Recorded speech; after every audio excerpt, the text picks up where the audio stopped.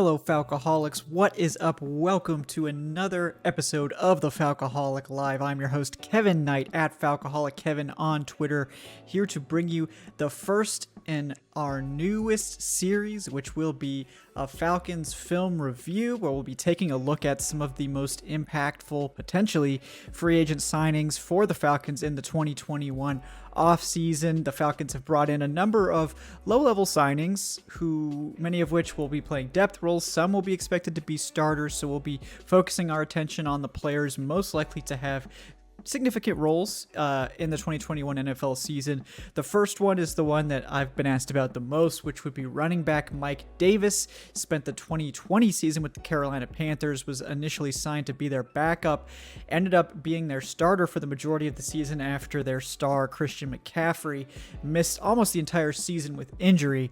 Mike Davis has been kind of a backup / journeyman throughout his career. Hasn't really been in the NFL all that long, surprisingly. Still got a lot left in the tank, only 400 career carries to his name thus far, so a good buy low candidate for the Falcons. They signed him for just a 2-year, $5.5 million contract with just a $2.25 million cap hit in 2021, so very affordable signing, a guy that can play a starting role for the team, but probably would be best as a 1A, 1B with perhaps a highly drafted rookie, maybe a day 2, early day 3 pick. And we also know the Falcons have guys like Ito Smith and Qadree Ollison behind him on the depth chart. So the Mike Davis signing, obviously a good one. We talked about it in detail on the live show, which was this past Wednesday. So check that out for a more in-depth look at the signing itself and its implications for the draft. But this episode is going to be more focused on what are the Falcons getting in Mike Davis? What type of player is he? Does he fit well in Arthur Smith's scheme? And the answer is yes. Mike Davis is very versatile. He's played in a variety of schemes throughout his career. Not a flashy, dynamic athlete, but very good contact balance, smart with the football, capable receiver, and pretty quick, surprisingly for his size. He's big and heavy. He's in the 220s at 5'9", so very low to the ground. Like I said, tremendous contact balance, physical runner, but has a little bit of wiggle to him. Very good and quick with his cuts. So we're going to take a look today at the Panthers versus Falcons game, which was arguably was the one from earlier in the season. So it was in Atlanta. Arguably his best game of the 2020 season. So we'll take a look at how he performed against the Falcons in that game, look at some plays to see what type of player the Falcons are getting in Mike Davis, and do a little bit of a deeper dive on his skill set. So let's go ahead and get started.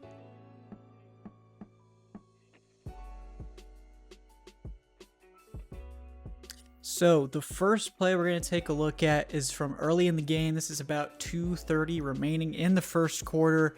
1st and 10 for the Panthers. As you can see, they're coming out in an 11 personnel package with the tight end and then Mike Davis way back with the quarterback under center. So Falcons are in kind of a quasi 3-4 look here. For those of you thinking they're going to be playing a drastically different defense in 2021, well, look right here. Falcons are lined up in a 3-4, huh? Well, what do you know? Yeah, no, it's not going to be that big of a deal, but that's a topic for another show. So yeah, we're going to see here a pretty typical run that's going to kind of show off what Mike Davis's strengths are, and that's going to be his contact balance, his vision, his decisiveness, and his ability to kind of just get what's blocked. He's not particularly dynamic, but he is someone that's going to make plays as they present themselves, going to get the yards that he's given and get usually a little bit extra. He's very good at yards after contact because of his physicality. So let's watch this play. So we're going to see Davis take the handoff, just hit the hole there, break a tackle from Deion Jones, and end up picking up, I believe it's 7 yards on the play. So it's not anything particularly flashy, but it's a very good estimation of Mike Davis's abilities here. So we'll watch it from this on angle here, end zone angle. You can see for yourself what's going on here. It's well blocked by the Panthers up front initially, and Mike Davis doesn't necessarily have to make any sort of complicated read here, right?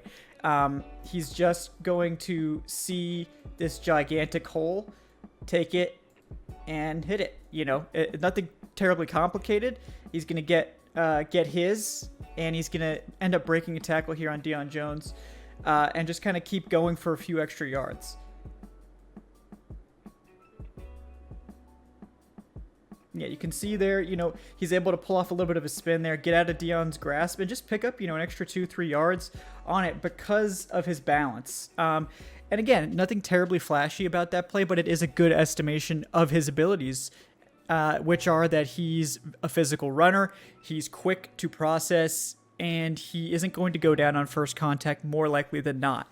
And that's the kind of runner the Falcons are getting in Davis, and that makes him a quality starting option, particularly if the blocking is good.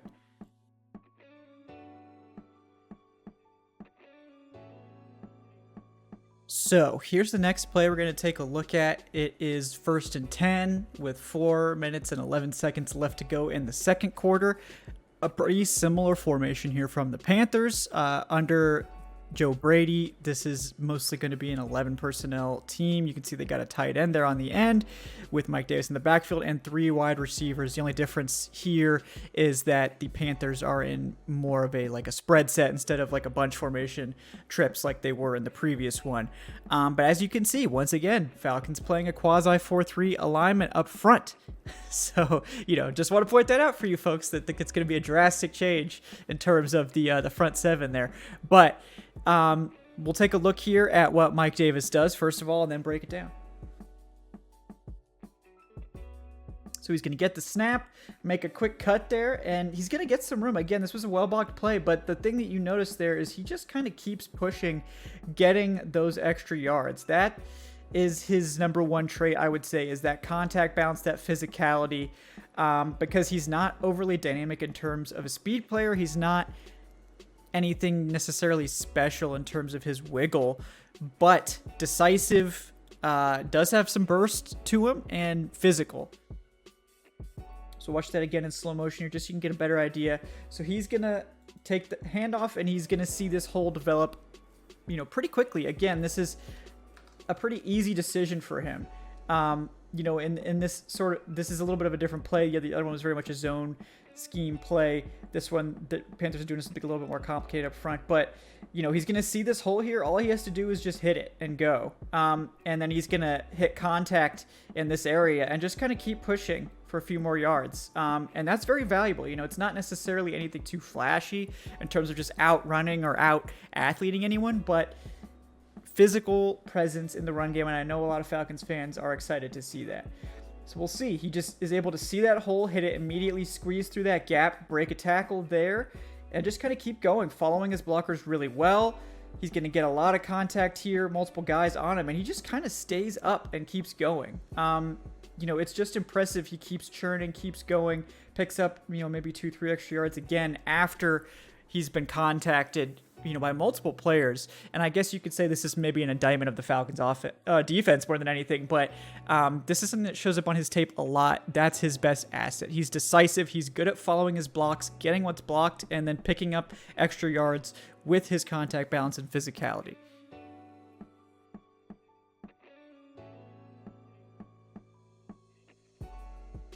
So this next play is going to show off a little bit of Mike Davis's pass catching ability. He is a very solid receiver. He's had some quality production as a pass catcher throughout his career.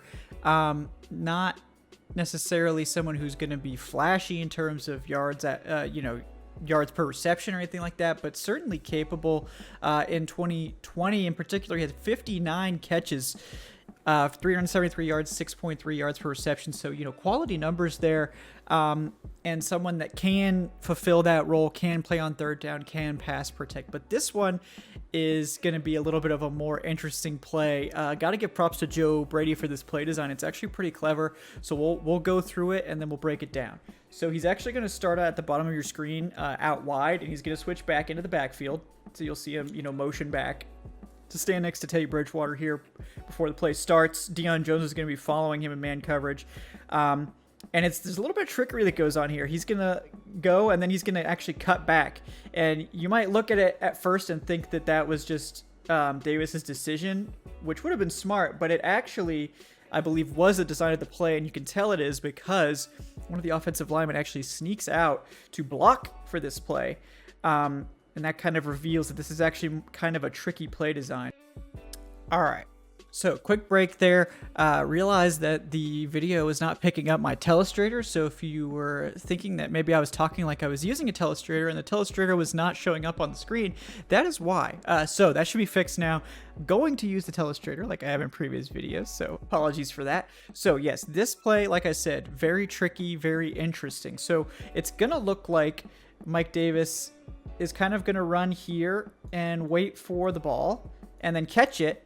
And based on how the play initially looks, it would kind of make sense for Davis to kind of try to take the ball over here. Deion Jones is actually going to cover that route perfectly. He's going to kind of leak around, beat the offensive lineman who's blocking him, and be ready to make the tackle for that route. But there's some trickery here on the part of the Panthers, because what's actually going to happen is Mike Davis is going to do that first part the same, catch the ball, but then cut back and come out this direction, which means that Deion Jones is out of position. He's going to get a big gain out of it. So let's take a closer look again at how this play develops to show how Davis is going to run this ball. So he does come into that area to catch the ball, catches it, makes that cutback really quickly, and is able to actually evade everyone, get a nice start there, and then, of course, pick up those extra yards after catch that he's known for. Just a well-designed play, and you can see it's really well set up for Davis's abilities. He doesn't have, he's got that quick change of direction ability, but he's not necessarily dynamic in terms of his speed. So he's not going to outrun Deion Jones to the edge, but if you can get him on a smart route design like that, get him in position, and then let him break some tackles down the field, he's someone that can make plays as a pass catcher, and he does in this instance. So impressive play there for Mike Davis.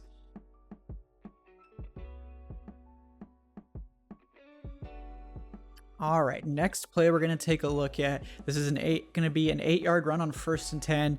About midway through the third quarter here. So this is a little bit more of a heavy set for the Panthers. They're going to have 2 tight ends on the field. So this is going to be 12 personnel with 2 receivers, Mike Davis in the backfield. Again, Bridgewater under center. Falcons playing more traditional 4-3 alignment. So, we're back to that.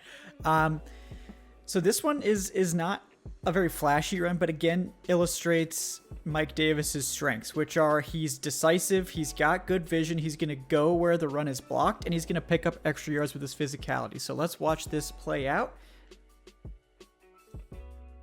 Mike Davis going to take the handoff, just kind of squeeze through a little hole there, and just continue picking up extra yards with his physicality, with that contact balance. Very hard to bring down on initial contact. So we're going to watch it from this angle here, but you're just going to basically see Davis make a nice cut, make a nice decision, and then just get a couple extra yards out of it.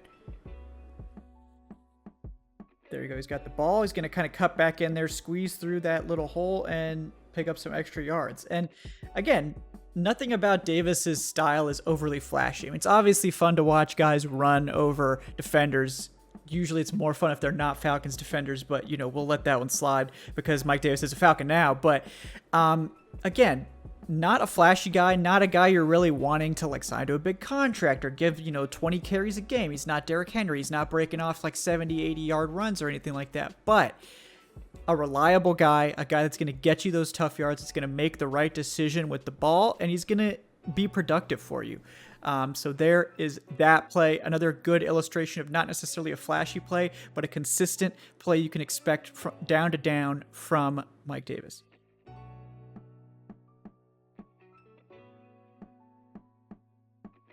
All right, so here's another pass play for Mike Davis. Panthers once again in 11 personnel, a little bit of a different lineup here with the tight end kind of off the back of the formation, 3 wide receivers, 2 on the bottom, 1 on top. Mike Davis now in the shotgun with Teddy Bridgewater.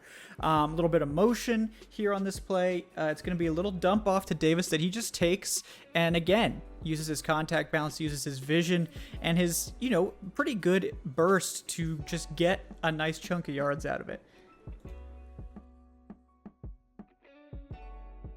Here comes the movement there. We've got Bridgewater ready to go.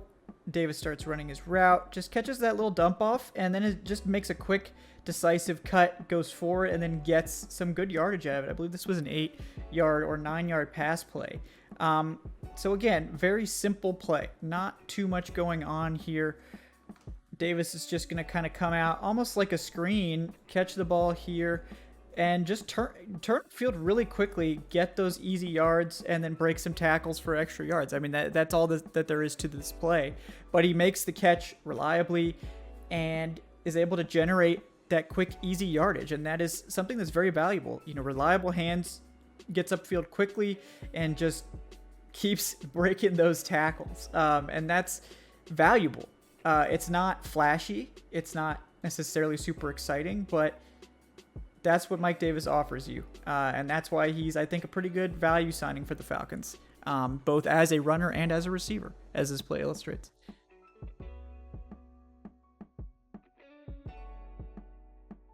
So, one last play to look at Mike Davis here. This is at the very end of the game, late in the fourth quarter. It's first down. The Panthers are in a heavy run set.